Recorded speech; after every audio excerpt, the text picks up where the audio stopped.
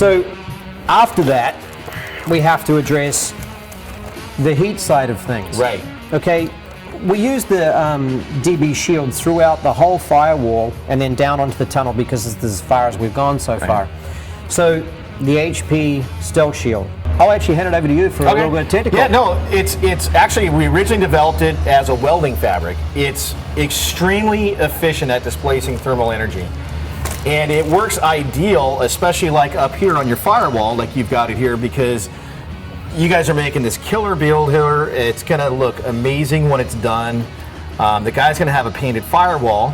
While the sticky shield looks great down here, and you know, we've got an old Bronco, or we've got it on our Bronco up on the firewall, but for a lot of guys, they want that firewall to look pretty. I mean, there's a lot of money invested in there. So how do you stop the heat, or slow down the heat, or displace that thermal energy when you've got just a painted surface? Well, the sound insulation, again, is not going to stop the heat. So you guys have kicked it up a notch here, and you've done it properly. You've put the Stealth Shield on the inside. And why don't you go over how you did that? And it's like this is my favorite install of this product ever. Just kind of go over it. It looks awesome. Thank you very much. We stepped it up a little bit on this project with putting a band through here. So we just got to the upholstery shop, we sewed it all on, and it's more like a little edging. It looks really good. So the install is very simple. So you want to get yourself a can of trim adhesive, right? Right. And if you don't want the glue to go in some certain places, then just simply mask off that area. Right.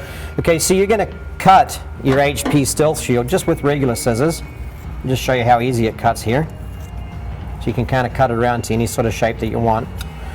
And then if you were going to stick that into here or something like that, that would be like a nice little shape that you would use in here. So it's not hard to prepare. It's very simple.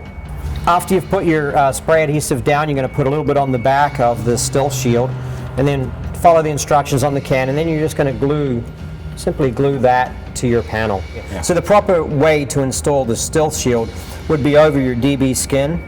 You're going to spray a layer of contact cement down as per the manufacturer's instructions, probably some on the back side, wait for it to dry. Then you're going to put it down directly onto your part like this.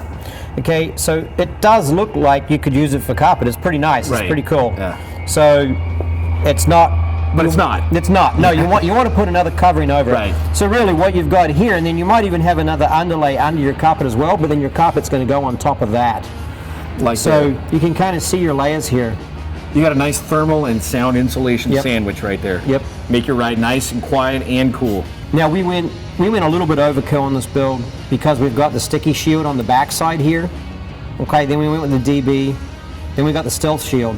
So you don't really have to use all of them, but you know what? They're there and they're available, so why not? Right. And my other favorite thing about it too, again, is we're not adding a lot of weight to the car when we're doing this. Correct. You know, so we're not changing the center of gravity, we're not messing up all the nice suspension work you've done, and we're not slowing it down. Yep. Great.